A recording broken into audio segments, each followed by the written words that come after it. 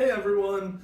Today I'm down here at the Cayman Islands and actually going through my water cut, and I wanted to share with you all some insights. This will probably end up being a multi-video series where I talk about the different ways that you can manipulate different variables in your body in order to lose weight, to make weight on game day. I know I've done a full video on the past talking specifically about water cutting, so go ahead and check that out if you're curious. This is going to be a little bit more of the practical explanation of why we're doing what we're doing, what I'm doing in this process, and why it works that way. And I'm going to kind of show you with some props along the way here. So for the first video, I want to talk about passive water manipulation, right? So to kind of establish our definition here, the difference between passive water loss and active water loss is going to be just like it sounds. Active water loss is when you're doing something to push out the water from your body to make weight. Whereas passive water manipulation is where you are doing like something based on intake, but you're not having to do physical activity to push that water out. You're kind of manipulating your body's hormones a little bit in order to get the end result that you want, which is actually losing weight and making your weight class or whatever it may be. So how you're going to do this passive water manipulation, just talking about water itself, is going to be something called a water load. So for me personally, and shout out to Bill McCarthy, my coach, he's the one who shared this knowledge upon me and kind of taught me the ways over the years in order to get my weight to where it needs to be based on water manipulation. Now, this is going to be, of the things that I talk about, one of the easiest things to do, and I would say have the least detrimental effects on game day whenever it comes to weighing in and then having to perform. And keep an eye out, I will have a video at the end that talks about what you need to do on game day specifically to get recovered from these processes. Now, the process of water loading is essentially you're going to have to increase your water intake by a large margin. For me, it's starting,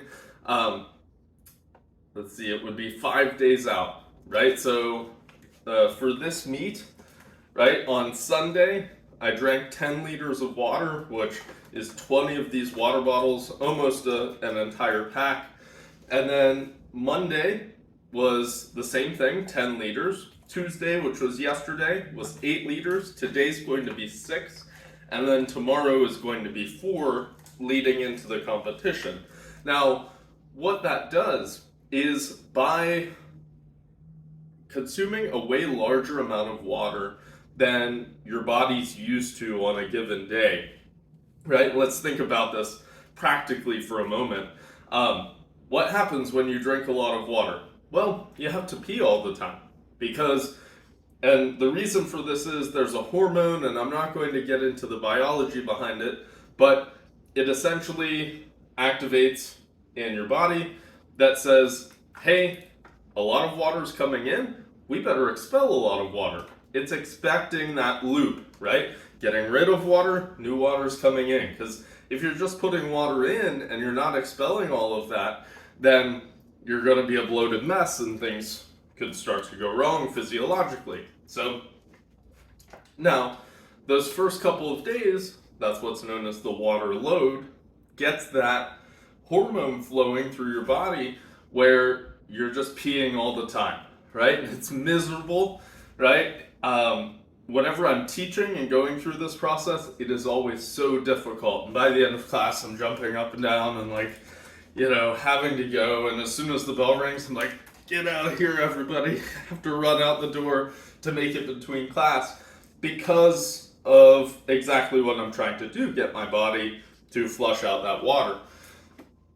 The opposite's true. If you neglect your body and don't give it the water that it needs, it will hold on to water. So that's one of the biggest mistakes that I see made, especially like in high school wrestling or amateur powerlifters.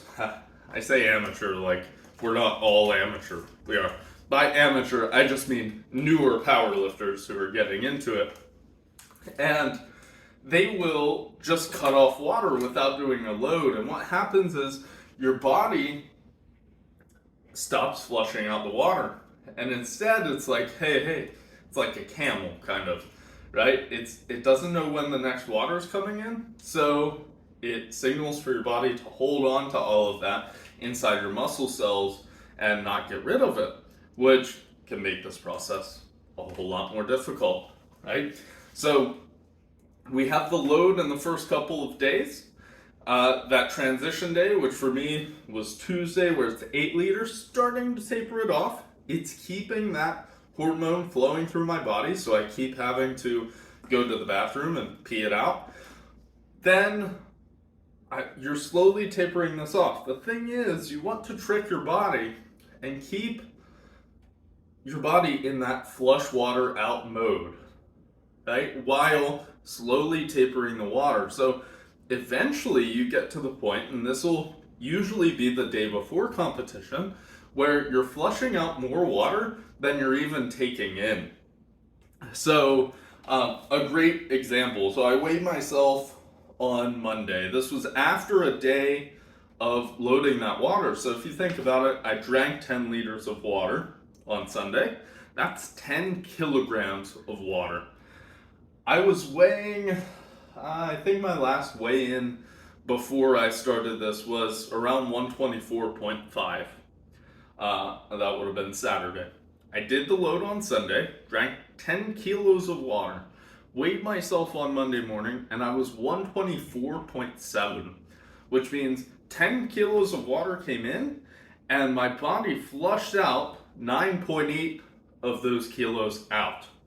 Now, here's the beauty of that. If my body's used to flushing out 9.8 liters or kilos in the metric system, it's a 1-to-1 conversion, then whenever I cut off that water supply later in the week, right, and that's what I was getting at, tomorrow the intake of water is going to be significantly less than what my body is flushing out, and that is where you lose the net weight. And the goal here is to be dehydrated for as little amount of time as possible.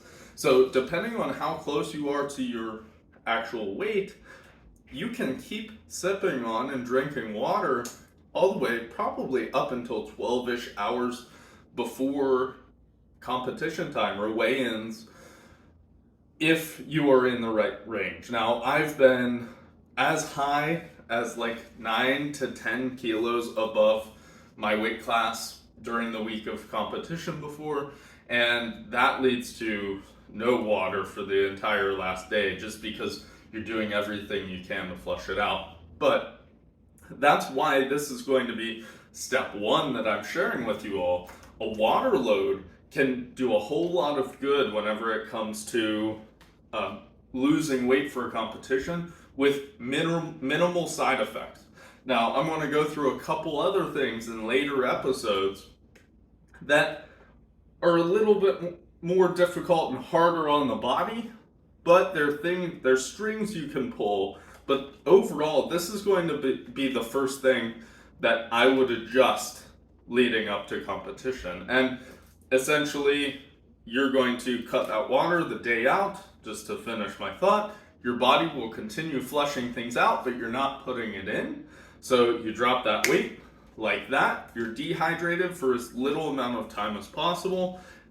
You hit the scale, weigh in, and then you pound all that water back in, because you need to be fully hydrated for when you're actually lifting weights.